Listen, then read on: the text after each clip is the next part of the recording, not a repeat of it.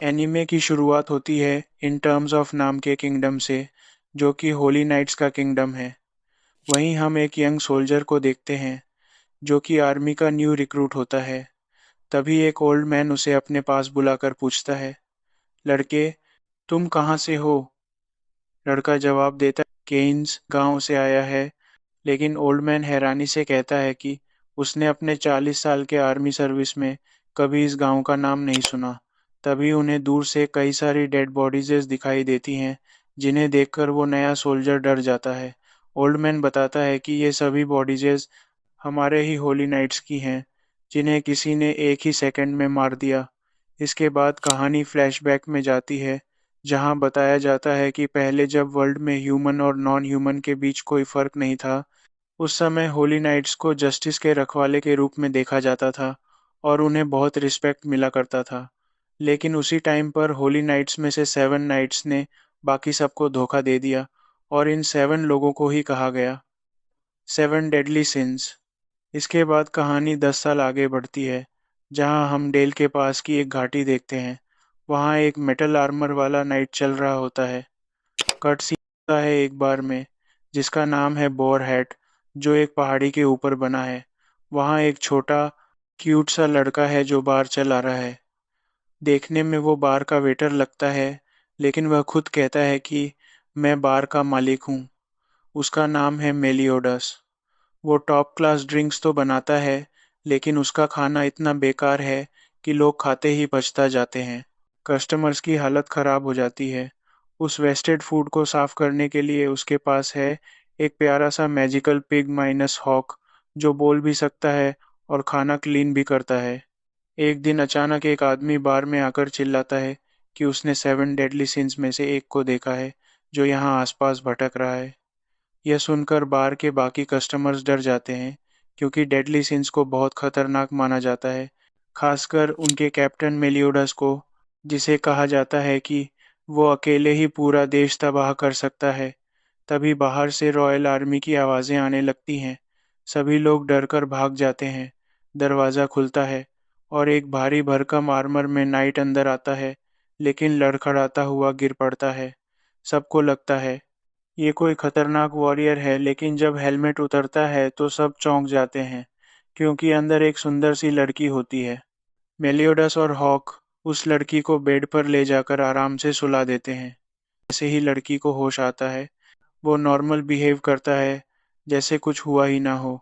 लड़की का ध्यान एक टूटी हुई तलवार पर होता है जो उसके साथ होती है। मेलियोडास उसे बताता है कि वो तलवार तो बस एक हैंडल है, ब्लेड तो है ही नहीं। फिर मेलियोडास पूछता है, क्या तुम भूखी हो? मैं तुम्हारे लिए कुछ स्पेशल बनाता हूँ। हॉक डर जाता है। उसे लगता है मेलियोडास उसे ही पकाकर खाने में देगा। मेलियोडास खाना बनाता है, जो यूजुअल की तरह टॉक्सिक होता है, लेकिन लड़की उसे खाकर इमोशनल हो जाती है। फिर मेलियोडास उससे पूछता है कि वो आर्मी से क्यों भाग रही थी। लड़की बताती है कि वो 7 डेडली सिंस को ढूंढ रही है। तभी अचानक कुछ में सोल्जर्स बार का दरवाजा जोर जोर से पीटते हैं और चिल्लाते हैं, रॉयल नाइट बाहर आओ। लड़की डरकर पीछे के दरवाजे से भागने लगती है। सोल्जर्स उसके पीछे दौड़ते हैं, क्योंकि उन्हें शक है कि लड़की का कोई लिंक 7 डेडली सिंस से है। लेकिन तभी सोल्जर्स एक एक कर उड़ने लगते हैं, क्योंकि कोई उन्हें चुपचाप मार रहा होता है। ये कोई और नहीं, बल्कि खुद मेलियोडस है। वो सबको आसानी से हरा देता है। लड़की मेलियोडस को बताती है कि उसका नाम प्रिंसेस एलिजाबेथ है, और वो डेडली सिंस को इसलिए ढूंढ रही है ताकि वो होली नाइट्स को रोक सके। असल में होली नाइट्स अब कंट्री को कंट्रोल करना चाहते हैं, और उन्होंने रॉयल फैमिली के सारे मेंबर्स को अरेस्ट ही लगेगा कर लिया है। अब बस डेडली सिंस ही हैं जो उन्हें रोक सकते हैं। मेलियोडस उसे 2 बार हमलों से बचाता है और खुद पर वार सहकर भी उसे सुरक्षित रखता है। जब एलिजाबेथ देखती है कि मेलियोडस उसकी इतनी केयर कर रहा है, तो वो इमोशनल हो जाती है। तभी मेलियोडस खुद को रिवील करता है, मैं हूँ मेलियोडस, 7 डेडली सिंस का कैप्टन। सामने खड़ा नाइट उसे पहचान जाता है, क्योंकि उसके हाथ पर एक ड्रैगन का टैटू होता है, जो मेलियोडस की पहचान है। फिर मेलियोडस एक ही वार में उस नाइट और उसके भारी हथियार को हवा में उड़ा देता है। इसके बाद मेलियोडास एलिजाबेथ से कहता है, चलो अब बाकी डेडली सिंस को ढूंढते हैं, मुझे भी उनसे कुछ काम है। एलिजाबेथ मान जाती है और कहती है, मैं तुम्हारे साथ चलूंगी और बार में वेट्रेस का काम भी कर सकती हूँ। वैसे भी मुझे तुमसे और बार से कुछ उम्मीद है। तभी अचानक एक बहुत बड़ी जॉइंट आकार की पिग एंट्री लेती है। ये है हॉक की मम्मी। वो पूरी बार को अपनी पीठ पर रख लेती है और सब आगे की जर्नी पर निकल पड़ते हैं। एपिसोड के एंड में दिखाया जाता है कि एक दूर जगह पर ट्विग नाम का नाइट अपने बॉस को रिपोर्ट देता है कि उसने मेलियोडस को देख लिया है। उसका बॉस कहता है, डेडली सिंस को डिस्ट्रॉय करने का मेरा सपना है और इसके लिए मैं 10 साल से इंतजार कर रहा था। सीन कट होता है और हमें लायंस किंगडम की कैपिटल सिटी से होती है, जहां से कहानी फ्लैशबैक में 1 महीने पीछे जाती है। वहां हमें दिखाया जाता है कि किंग अपनी बेटी एलिजाबेथ से कहता है कि उसे अब यहाँ से भाग जाना चाहिए, क्योंकि अगर वह यहाँ रुकी तो बाकी रॉयल फैमिली की तरह होली नाइट्स उसे भी पकड़ लेंगे। किंग उसे सलाह देता है कि वो जितना दूर जा सके चली जाए। एलिजाबेथ अपने पापा की बात मानती है और एक सीक्रेट रास्ते से वहां से भाग जाती है। इसके बाद हम देखते हैं कि कैसे एलिजाबेथ भटकते भटकते 7 डेडली सिंस के लीडर मेलोडियस तक पहुंचती है। वहीं मेलोडियस एक नए गांव यानी वन विलेज की तरफ जा रहा होता है। प्रिंसेस को अब भी यकीन नहीं होता कि उसने सच में मेलोडियस को ढूंढ लिया है। मेलोडियस उसे एक ड्रेस पहनने के लिए देता है और फिर अपनी गटर स्टाइल हरकतें शुरू कर देता है, जिससे प्रिंसेस थोड़ा गुस्सा हो जाती है। इसके बाद प्रिंसेस मेलोडियस से पूछती है कि 10 साल पहले ऐसा क्या हुआ था जिसके कारण उसे भगोड़ा घोषित कर दिया गया।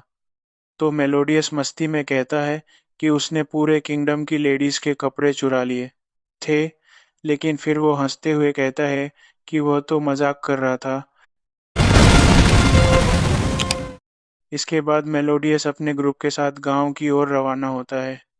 इस गांव की खास बात यह है कि यहाँ बहुत ही यूनिक और स्पेशल वाइन बनाई जाती है और मेलोडियस उसी वाइन को खरीदने के लिए आया है।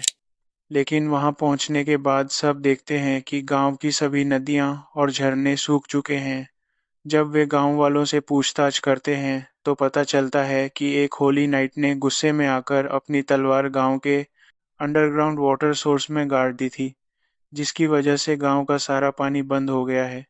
अब गांव वाले पानी की एक बूंद के लिए भी तरस रहे हैं। वहीं गांव का एक बच्चा यह सब देखकर कहता है कि वह 7 डेडली सिंस का दोस्त है और वही लोग गांव को बचा सकते हैं।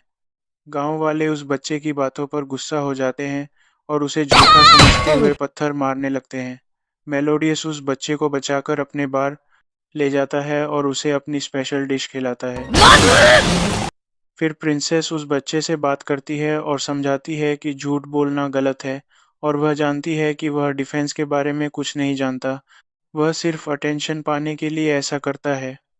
बच्चा इमोशनल हो जाता है और बताता है कि उसके पेरेंट्स एक बीमारी की वजह से गुजर गए थे जब वे गांव से गुजर रहे थे। तब से गांव वालों ने उसे अपनाया, लेकिन उसके पास कोई फैमिली नहीं थी। इसलिए वो बार बार प्रैंक्स करता था ताकि लोग उसका ध्यान रखें। बच्चा यह भी बताता है कि उसने एक होली नाइट की वाइन में यूरिन मिला दिया था, क्योंकि वो होली नाइट गांव की स्पेशल डिश को डिसगस्टिंग कहकर उसका मजाक उड़ा रहा था। इसीलिए उस होली नाइट ने गुस्से में आकर तलवार जमीन में गाड़ दी और पानी रोक दिया। तभी गांव में 2 सोल्जर आते हैं और कहते हैं कि अगर आज शाम तक तलवार नहीं निकाली गई तो कल से गांव वालों को 10 गुना टैक्स देना पड़ेगा। बच्चा अकेले ही तलवार निकालने की कोशिश करता है, लेकिन फेल हो जाता है। बाकी गांव वाले भी कोशिश करते हैं, लेकिन तलवार टस से मस नहीं होती। तभी मेलोडियस आता है और बड़ी आसानी से उस तलवार को निकाल देता है। ये देखकर सब लोग दंग रह जाते हैं और गांव का पानी फिर से बहने लगता है। सोल्जर डर के मारे वहां से भाग जाते हैं। इसके बाद गांव वाले बच्चे से माफी मांगते हैं और उसे गले लगा लेते हैं। बच्चा भी खुश होकर गांव वालों से लिपट जाता है। रात को मेलोडियस के बार में बड़ी पार्टी होती है, जहां सब लोग मजे से नाच गाना कर रहे होते हैं। प्रिंसेस भी इस सेलिब्रेशन का हिस्सा बनती है। पार्टी के दौरान प्रिंसेस को फॉरेस्ट ऑफ ड्रीम्स के बारे में पता चलता है, जो एक ऐसा जंगल है जहां होली नाइट्स भी जाने से डरते हैं। उधर दूसरी तरफ एक सोल्जर गिल थंडर को रिपोर्ट देता है कि किसी ने अपनी वन विलेज में उसकी तलवार निकाल दी है। ये सुनते ही गिल थंडर एक जादुई भाला उठाता है, उसमें अपना मैजिक भरता है और उसे उसी दिशा में फेंक देता है जहां से खबर आई थी। वो भाला रॉकेट की तरह उड़ते हुए सीधा गांव की तरफ आता है। मेलोडियस इस मैजिक को महसूस कर लेता है और वो दौड़कर उस दिशा में जाता है। जैसे ही भाला गिरता है, मेलोडियस उसे बीच में ही पकड़ लेता है, लेकिन भाले में इतनी पावर होती है कि वो मेलोडियस को भी उड़ा ले जाता है।